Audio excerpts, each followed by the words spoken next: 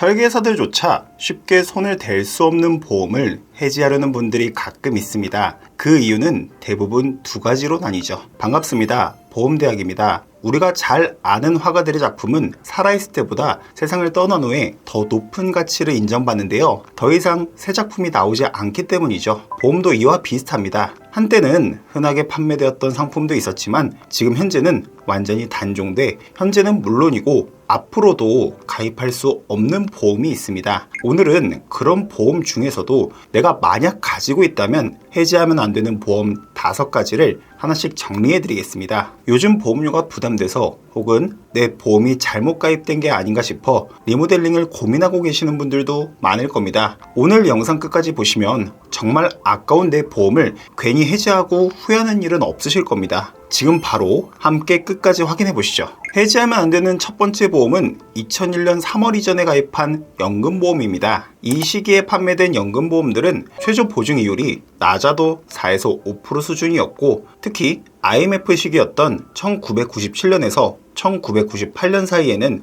무려 10%대의 고이율 상품도 존재했습니다. 요즘도 7에서 8%대의 연금 상품이 있던데 그럼 4에서 5%가 뭐가 그렇게 대단해? 이렇게 생각하실 수 있지만 그 속에는 중요한 차이가 있습니다. 현재 판매 중인 7에서 8% 최저 보증 연금은 대부분 단리 기준입니다. 하지만 당시 판매되었던 연금보험은 복리 기준이었죠. 단순 계산만 해도 차이는 큽니다. 20년 동안 유지할 경우 단리 8%는 약 160%의 수익률이지만 복리 5%는 무려 265% 수준에 달합니다. 30년으로 기간을 늘리면 그 격차는 더 벌어집니다. 단리 8%는 240%의 수준이지만 복리 5%는 무려 432% 차이가 발생하게 되는 거죠. 이 시기의 연금보험의 진짜 장점은 높은 복리, 수익률만은 아닙니다. 당시에는 지금보다 평균 수명이 훨씬 짧았던 시기였죠. 이 부분이 바로 연금보험에서는 아주 중요한 포인트입니다. 왜냐하면 연금보험은 평생, 즉 사망할 때까지 매달 같은 금액을 지급해주는 구조이기 때문입니다. 보험사 입장에서 일정한 연금액을 계산하려면 가입자가 평균적으로 몇 살까지 살지를 예측해야 가능했겠죠. 그래서 경험생명표라는 통계자료를 참고하게 되는데요. 이건 생명보험사 가입자들의 실제 생존 데이터를 기반으로 평균 수명을 계산한 표인데요. 보통 3에서 5년마다 갱신되며 현재는 10회의 경험생명표까지 발표된 상태입니다. 예를 들어 3회 경험생명표에서는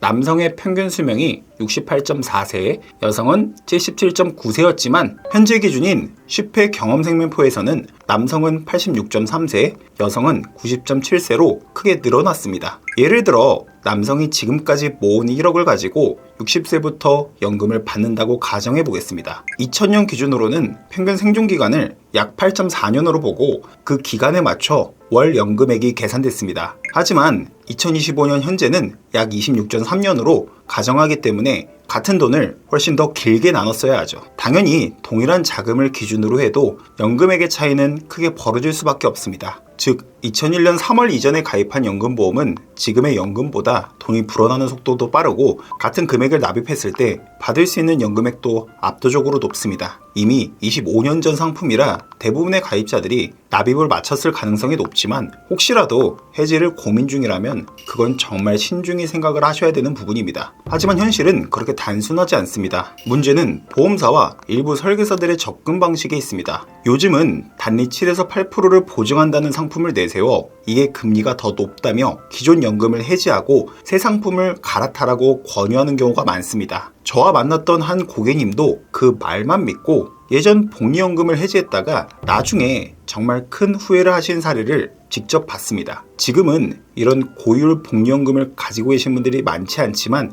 이건 말 그대로 전설의 보험입니다. 혹시라도 아직 그 상품을 유지하고 계신다면 해지하지 마시기 바랍니다. 해지하면 안 되는 두 번째 보험은 2005년 이전에 가입한 비갱신형 보험입니다. 어떤 특정 상품을 말하는 게 아닙니다. 그 시기에 가입한 모든 비갱신형 보험이 여기에 해당된다고 보시면 됩니다. 보험료는 가입 시점의 나이에 따라 달라집니다. 즉 올해보다는 내년에 가입하면 무조건 더 비싸지는 거죠. 그 이유는 나이가 들수록 질병 발생 위험이 높아진다고 보험사가 판단하기 때문이죠. 그럼 20년 전에 가입한 보험료는 어땠을까요? 당연히 지금과는 비교가 안 될 만큼 저렴했습니다. 보험사는 고객이 낸 보험료를 모아 예정이율, 즉 일정한 금리를 운용해 미래에 지급할 보험금을 마련합니다. 이때 금리가 높을수록 같은 보장을 받더라도 필요한 보험료는 훨씬 낮아지고, 반대로 금리가 낮으면 같은 보장을 위해 더 많은 보험료를 내야 했겠죠. 2001년부터 현재까지의 금리 흐름을 보면 2001년에는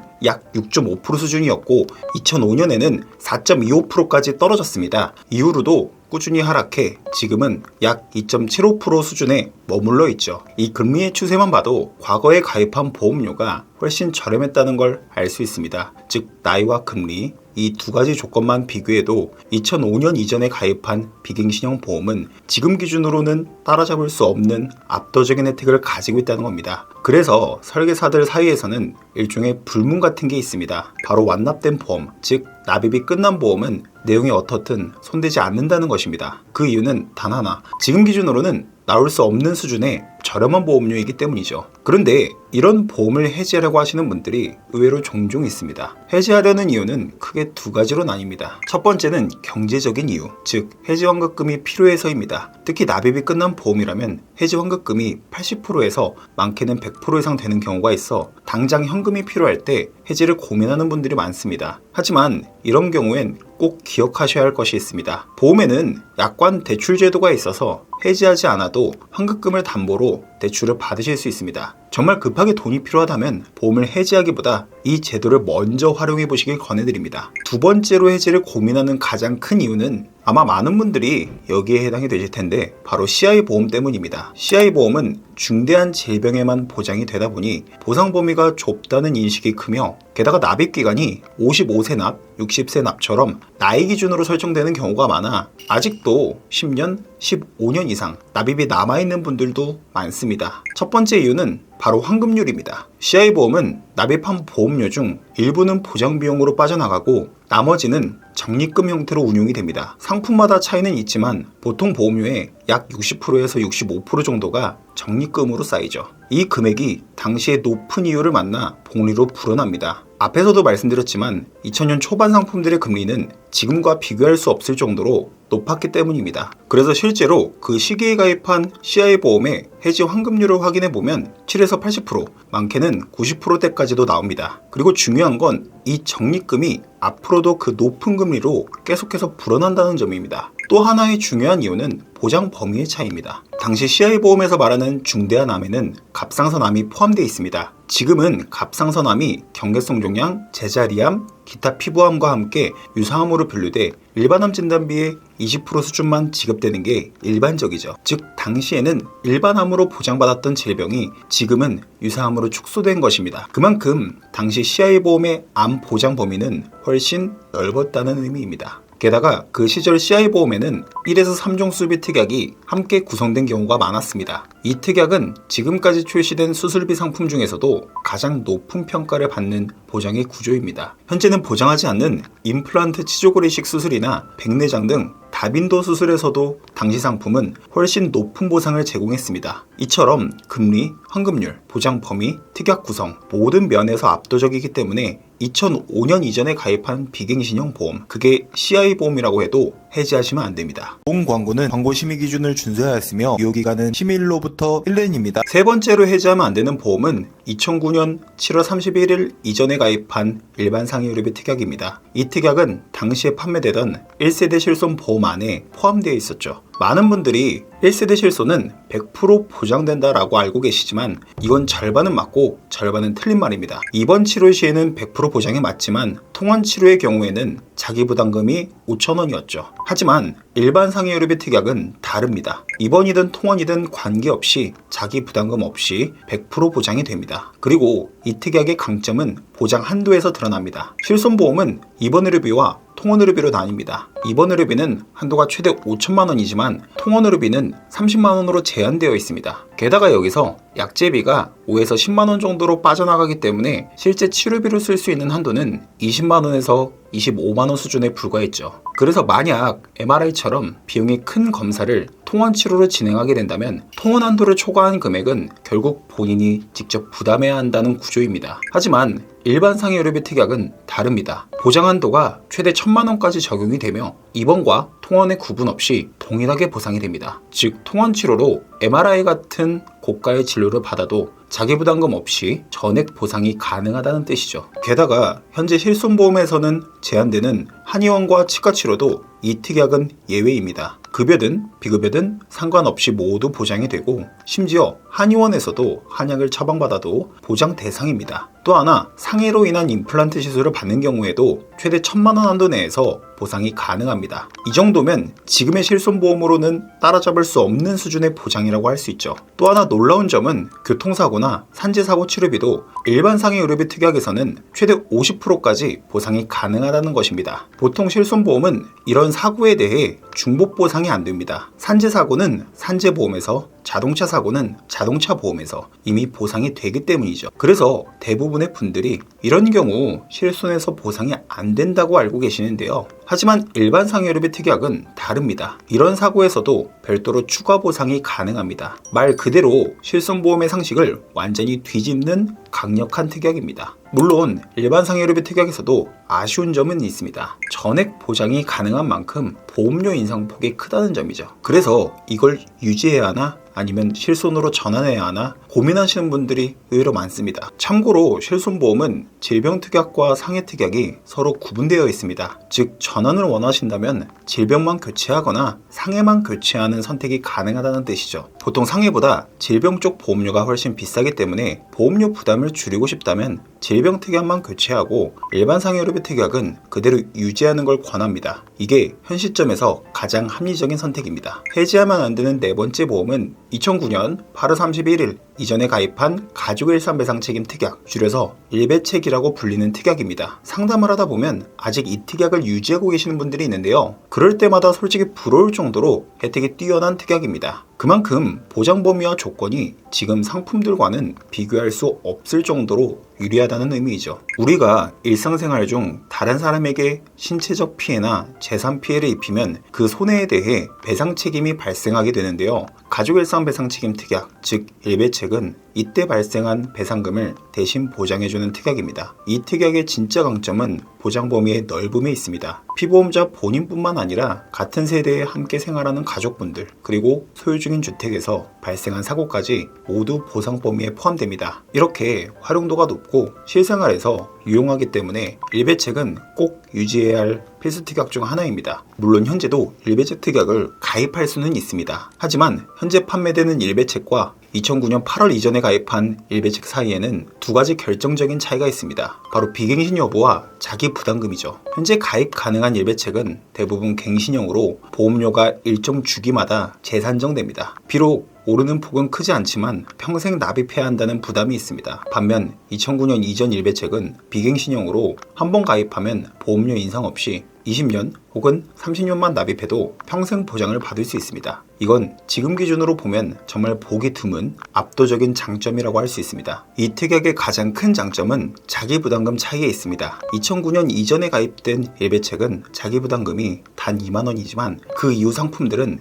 20만 원, 그리고 2020년 4월 이후에는 자기 집 누수의 경우 50만 원까지 인상되었습니다. 예를 들어 누수로 인해 수리비가 200만 원 발생했다고 가정해 보겠습니다. 2009년 8월 이전의 일배책이라면 198만 원 전액 보상. 하지만 현재 일배책이라면 150만 원만 보상이 됩니다. 이 차이는 소액 사고일수록 더 크게 느껴집니다. 예를 들어 친구의 휴대폰을 실수로 떨어뜨려 수리비가 30만 원 나왔다면 현재 일배책에서는 10만 원만 보상, 2009년 이전 일배책은 28만 원이 보상이 됩니다. 이 정도면 체감 차이가 얼마나 큰지 바로 느껴지실 겁니다. 그래서 저 역시 상담을 하면서 이 특약을 보면 돈을 주고서라도 사고 싶다고 할 만큼 가치가 있는 상품이라고 말씀을 드립니다. 마지막 다섯 번째로 해지하면 안 되는 보험은 2018년부터 2022년 사이에 가입한 유사암 진단비 특약입니다. 보험사들은 유사암의 손해율이 높다고 판단하기 때문에 통상적으로 일반암 진단비의 20%까지만 가입할 수 있도록 제한을 두고 있습니다. 예를 들어 유사암 진단비 1,000만 원을 가입하려면 일반암 진단비를 최소 5천만 원까지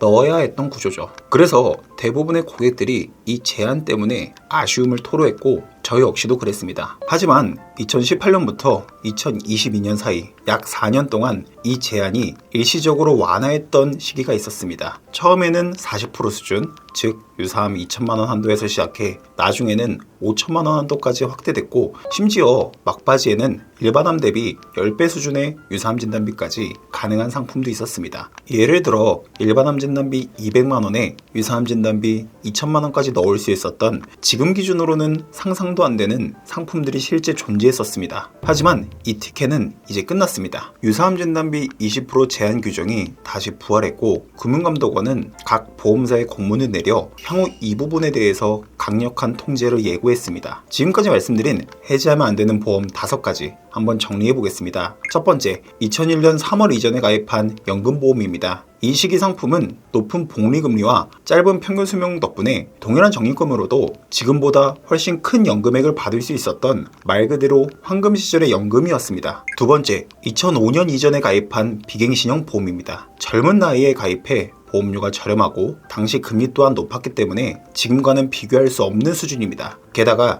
1에서 3종 수술비 특약, 갑상선암, 일반암 포함 등 지금은 더 이상 가입할 수 없는 조건들이 들어있죠. 세 번째, 2009년 7월 이전에 가입한 일반 상해의료비입니다. 이번 통원 구분 없이 1,000만원 한도, 자기부담금이 없는 100% 순수 보상이 가능했던 특약입니다. 현재는 보장되지 않는 한방, 치과치료, 그리고 산재 및 교통사고까지 보장되는 지금으로선 찾아보기 힘든 명품 특약입니다. 네 번째, 2009년 8월 이전에 가입한 가족일상배상 책임 특약입니다. 비갱신형 구조에 자기부담금 2만원, 게다가 가족과 주택까지 포함된 넓은 보상 범위를 자랑합니다. 현재 일배책보다 조건이 훨씬 좋기 때문에 가장 부러움을 사는 특약 중에 하나이죠. 다섯 번째, 2018년부터 2022년 사이에 가입한 유사암 진단비입니다. 이 시기에는 일반암 대비 20%로 제한되던 규제가 일시적으로 완화돼 유사암 진단비 한도를 2천만원에서 최대 5천만원, 심지어 일반암의 10배 수준까지 가입할 수 있었던 시기였습니다. 현재는 이 규제가 완전히 부활했기 때문에 그 시기 가입자라면 해지하시면 안 됩니다. 여러분이 가지고 계신 보험증권을 한번 확인해 보세요. 오늘 말씀드린 보험 중 하나라도 가지고 있다면 그건 지금 돈을 더 주고도 구할 수 없는 귀한 보장입니다. 주변에서 뭐라 하든 이런 보험은 해지하시면 안 됩니다. 근데 증권도 없고 내가 어떤 보험을 어디서 가입했는지도 기억이 안 난다 하시는 분들도 계시죠. 걱정하지 마세요. 사실 아주 간단하게 확인할 수 있는 방법이 있습니다. 네이버에 내 보험 찾아줌을 검색해 보세요. 보험협회에서 운영하는 공식 사이트로 내가 현재 어떤 보험에 가입되어 있는지, 그리고 아직 청구하지 않은 보험금이 있는지까지 한눈에 확인할 수 있습니다. 간단한 본인 인증 절차만 거치면 누구나 쉽게 조회할 수 있으니까 오늘 꼭 한번 확인해 보시길 바랍니다. 여러분이 보험에 대해 어떤 고민을 가지고 계시든 보험대학에는 항상 답이 있습니다. 저희는 32개 이상의 보험사를 밤낮 없이 연구하며 가장 합리적인 선택을 제시해드리고 있습니다. 현재 가입 중인 보험이 고민이신 분들, 혹은 나에게 꼭 맞는 보험을 새로 준비하고 싶으신 분들은 고정 댓글에 상담 신청 링크를 클릭하시거나 위 전화번호로 연락 주시면 한 분 한 분 꼼꼼하고 세심하게 상담 도와드리겠습니다. 오늘 영상은 여기까지 정리하겠습니다. 끝까지 시청해주셔서 감사드리고요. 저는 다음 시간에도 여러분께 꼭 필요한 보험 정보를 가지고 다시 찾아뵙겠습니다. 본 광고는 광고 심의 기준을 준수하였으며 유효기간은 심의일로부터 1년입니다.